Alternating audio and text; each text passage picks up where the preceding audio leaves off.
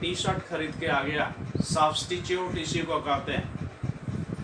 घर में आज खाने चिकन बनना था, आज चिकन नहीं बना, आज रसगुल्ला खा लिए, खीर खा लिए, सब्स्टिट्यूशन हो गया। आज पढ़ाई केमिस्ट्री का होना था, केमिस्ट्री का पढ़ाई नहीं हो पाया, क्लास में सब्स्टिट्यूशनल क्लास लग जाता है स्कूल वगैरह में किसी दूसरे सब्जेक्ट का या कोई दूसरे टीचर का, दैट इज सब्स्टिट्यूशन। इस प्रोसेस को कहते हैं सब्स्टिट्यूशन। और इंटरस्ट्रियल का मतलब होता है, जैसे मान लो सॉलिड है तो सॉलिड के पार्टिकल्स अरेंज्ड रहते हैं। अरेंज्ड मतलब किसी ऑर्डर में रहता है, पार्टिकल्स सब ऑर्डर में रहता है। तो ऑर्डर में जब पार्टिकल होगा तो उसका एक प्रॉपर जगह होता है। जैसे आप क्लासरूम में बैठते हैं तो एक प्रॉपर जगह होता है बैठने का, बच्चों के बैठने का एक जगह है, बेंच पर सारे बच्चे बैठते हैं अरेंज्ड वे में।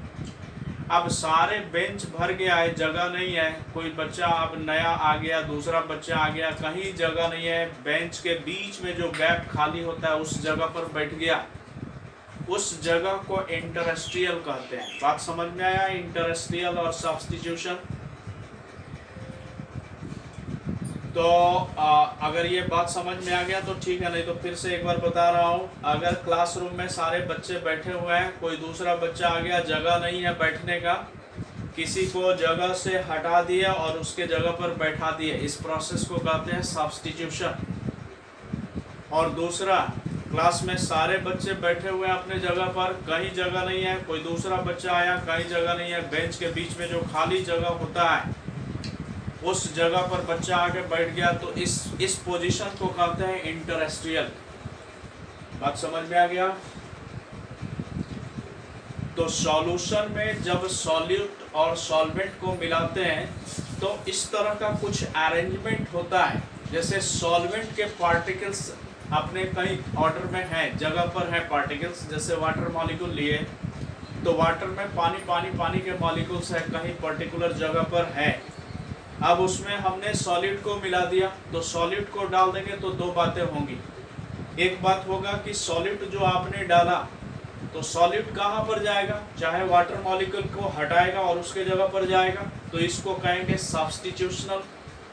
और दूसरा ये हो सकता है कि वाटर मॉलिक्यूल सब अपने अपने जगह पर है, अब उसमें सॉलिड को मिलाए तो कोई दूसरा जगह जहाँ खाली है वहाँ पर सॉलिड का पार्टिकल चला गया, तो इसको हम लोग कहते हैं इंटरस्ट्रियल। इंटरस्ट्रियल सॉलिड सॉल्यूशन और सब्स्टिट्यूशनल सॉलिड सॉल्यूशन। आ रही बात समझ में? और बोलिए जिसको कोई डाउट है, कोई डाउट? ठीक है, इसको आप देखते रहें, फिर डाउट होगा तो पूछ लेना है। और ये सब कोई डाउट नहीं है, ये सब कोई क्वेश्चन नहीं है जो आपने पूछा। हमने पहले भी बताया कि 12th के जो भी टॉपिक्स हैं, हमारे जो भी चैप्टर्स हैं, बहुत आसान है। जैसे आपने सॉल्यूशन पढ़ के देख लिया होगा कितना आसान था, कितने ढंग से हम लोग पढ़े और कितने न्यूमेरिकल्स आपसे बन रहे हैं। हम लोग तो जब पढ़ते थे तो न्यूमेरिकल से बहुत डर लगता था, रटने वाले चीज़ों को हम लोग रट लेते थे और बाकी जो न्यूमेरिकल वाला पार्ट था वहाँ पर हम लोग दिमाग भी नहीं लगा। तो स्टूडेंट में क्या होता है कि न्यूमेरिकल वाला पार्ट में प्रॉब्लम होता है। बहुत आसान चैप्टर है, 12th के सारे चैप्टर्स आसान हैं और इसको आप इसी तरह से पढ़ें और इसमें प्रॉब्लम्स को बनाएं धीरे धीरे, तो चीज़ें आसान हो जाएगी आपके लिए भी। अगला हेडिंग है हमारा, नया चैप्टर है सॉलिड स्टेट। बहुत इंपॉर्टेंट चैप्टर है ये। और इस चैप्टर में हम आपको एक चीज़ बता दें कि थोड़ा सा विजुअलाइज करना है। विजुअलाइज का मतलब है चीज़ें को सोचना है, थोड़ा आंख बंद करके और सोचना है। जैसे हम कहें रूम के अंदर कॉर्नर्स या वर्टिक्स, कितने वर्टिक्स होते हैं रूम में? वर्टिक्स कितने होते हैं?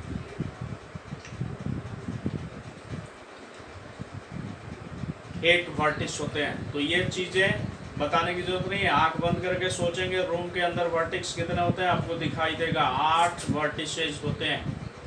रूम में फेसेस कितने होते हैं? आंख बंद करके सोचो कितने फेस होते हैं रूम में? 6 फेस। हाँ, 6 फेस होते हैं। एज कितने होते हैं?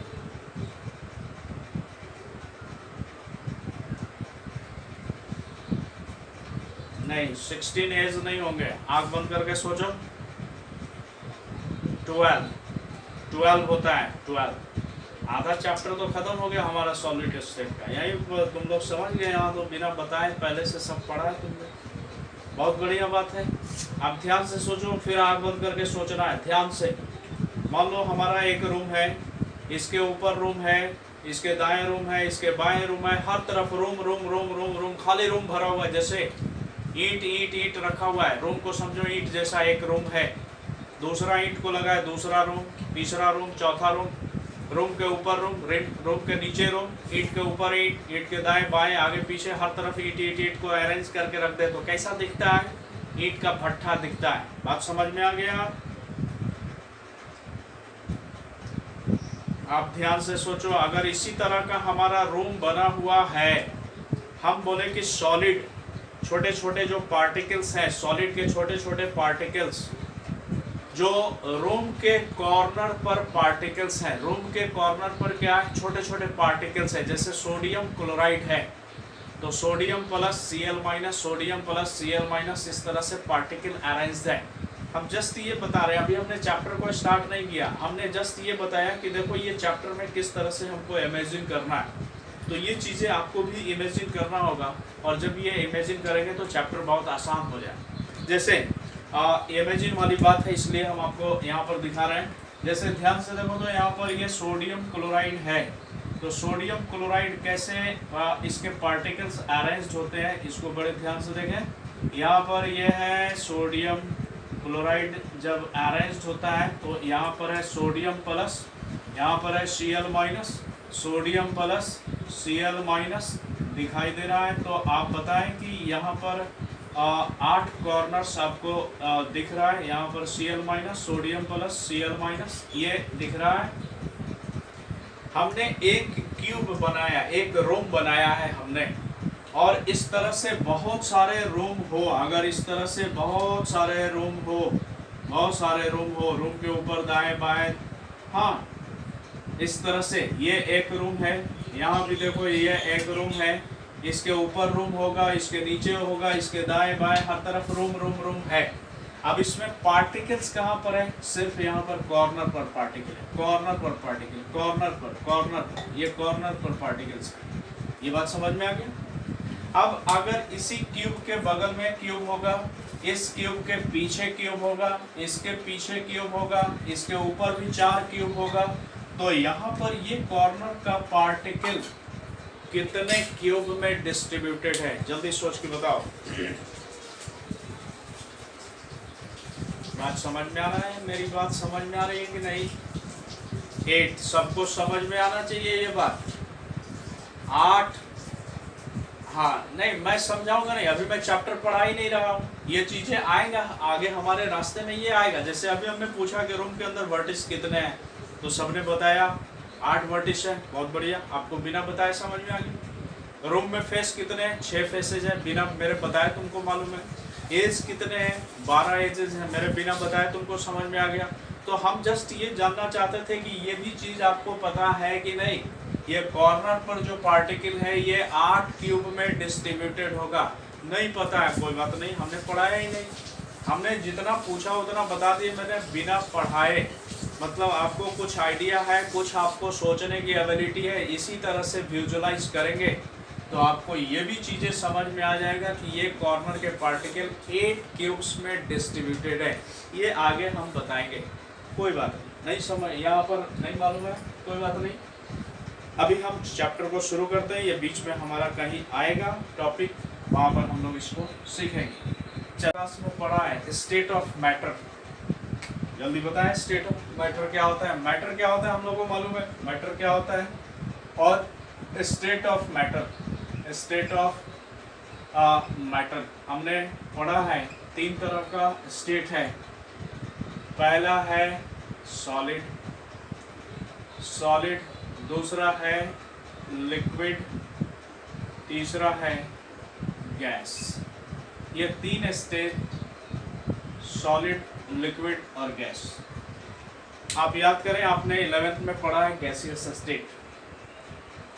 गैसियस स्टेट बहुत इंपॉर्टेंट चैप्टर था 11th का, वहाँ भी बहुत सारे न्यूमेरिकल्स उस चैप्टर में भी आता है, तो ये आपने वहाँ पर पढ़ा है। लिक्विड के लिए फ्लूइड मैकेनिक्स फिजिक्स में कहीं आपको पढ़ाया गया होगा डिटेल में लिक्विड के बारे में। हमारे केमिस्ट्री में लिक्विड के बारे में नहीं जानना है, मतलब सॉलिड लिक्विड गैस में हमको सॉलिड के बारे में जानना है और गैस के बारे में जानना है। थोड़ा सा लिक्विड के बारे में दिया होगा जो आपने 11th में पढ़ा होगा गैसियस स्टेट में, वहाँ पर लिक्विड के बारे में दो चीज़ें पढ़ाया गया होगा आपको, और वो लोअर क्लास में भी आपने पढ़ा होगा या फिजिक्स में भी वो चीज़ें आपने पढ़ा होगा। उसमें एक था सरफेस टेंशन और एक था विस्कोसिटी। तो ये दो चीज़ें आपको गैसियस स्टेट में पढ़ाया गया होगा। तो ये दो चीज़ें हम लोग को यहाँ पर नहीं जानना है, हमको सिर्फ सॉलिड के बारे में जानना है। इस चैप्टर का नाम ही है सॉलिड स्टेट, और ये बहुत इंटरेस्टिंग और बहुत इम्पॉर्टेंट है। एक चीज़ और बता दें, हम ये चैप्टर टीचर को पढ़ाने के लिए थोड़ा चैलेंजिंग होता है, टीचर को पढ़ाने में बहुत दिक्कत होता है सॉलिड स्टेट। स्टूडेंट के लिए तो बढ़िया है, स्टूडेंट बहुत ज़्यादा परेशान करेगा टीचर को, क्योंकि विजुलाइज करने की बातें होती है। हम लिख नहीं सकते हैं बोर्ड पर, रिप्रेजेंट नहीं कर सकते, जस्ट आपको इमेजिन करना होगा, आँख बंद करके सोचना पड़ेगा। इसलिए थोड़ा सा प्रॉब्लम हो जाता है टीचर के लिए। स्टूडेंट के लिए तो बढ़िया बात है, और समझ में आ जाए तो और बढ़िया बात है आपके लिए। यहाँ पर हम स्टार्ट करें, चीज़ें आपको प्रॉब्लम नहीं हो, हम मैक्सिमम कोशिश करते हैं और प्रॉब्लम नहीं होगा। सॉलिड स्टेट, अब सॉलिड क्या होता है हम लोग लोअर क्लास में पढ़े हैं। सॉलिड स्टेट ऑफ मैटर, किसी भी मैटर का वो स्टेट जिसमें छोटे छोटे पार्टिकल एक दूसरे से टाइटली पैक्ड हो, पार्टिकल एक दूसरे के टाइटली पैक्ड होगा। मैटर जिसका वॉल्यूम और क्या ज्योमेट्री उसका फिक्स होता है। जैसे कोई भी सॉलिड होगा, मान लो ईंट का टुकड़ा है, पत्थर का टुकड़ा है, उसका वॉल्यूम कहीं भी वो ईंट का टुकड़ा रखेंगे उतना वो वॉल्यूम ऑक्यूपाई करेगा। उसका शेप जो होता है वो शेप रहेगा, उसको वो शेप चेंज नहीं कर सकता है। तो सॉलिड जो होते हैं उसके वॉल्यूम और शेप फिक्स्ड होते हैं। ये हम लोग लोअर क्लास में पढ़े। Solid state of matter and which state of matter which have fixed volume and fixed shape are known as solid। Solid का एग्जाम्पल, जो भी चीज़ें आपको दिखाई दे रहा है, आँख बंद करके उठा के देखें, जो भी चीज़ें आपको हार्ड सब्सटेंस जो भी चीज़ें दिख रहा है वो सॉलिड है। तो ये है हमारा सॉलिड। सॉलिड का character of solid, character of solid. Solid का कैरेक्टर क्या होता है, देखिए आप कैरेक्टर। पहला कैरेक्टर सॉलिड, लिक्विड और गैस। अगर ये सॉलिड है या लिक्विड है या गैस है, ये हमारा गैस है, ये लिक्विड है और ये सॉलिड। मैटर का स्टेट सॉलिड होगा या लिक्विड होगा या गैस होगा, ये डिपेंड करता है कि जो पार्टिकल्स है, इसके छोटे छोटे पार्टिकल्स जिससे वो सॉलिड या लिक्विड या गैस बना हुआ है। कोई भी मैटर है तो छोटे छोटे पार्टिकल से मिलकर बना हुआ है। ये छोटे छोटे पार्टिकल के बीच इंटरमॉलिक्यूलर स्पेस या डिस्टेंस कितना ज़्यादा है या कितना कम है, उस पर डिपेंड करता है कि ये सॉलिड होगा कि लिक्विड होगा कि गैस होगा। अगर पार्टिकल के बीच का डिस्टेंस कम हो, मतलब इंटरमॉलिक्यूलर अट्रैक्शन फोर्स ज़्यादा होगा, तो इंटरमॉलिक्यूलर अट्रैक्शन फोर्स ज़्यादा होगा तो स्पेस कम होगा, ये पार्टिकल सॉलिड होगा। अगर इंटरमॉलिक्यूलर पार्टिकल के बीच इंटरमॉलिक्यूलर स्पेस ज़्यादा हो, इंटरेक्शन कम हो, तो वो लिक्विड हो सकता है, वो गैस हो सकता है। तो पार्टिकल अगर दूर दूर रहेगा तो लिक्विड, पार्टिकल अगर और दूर होगा तो वो गैस हो जाएगा, और पार्टिकल अगर नज़दीक होगा तो वो सॉलिड होगा। तो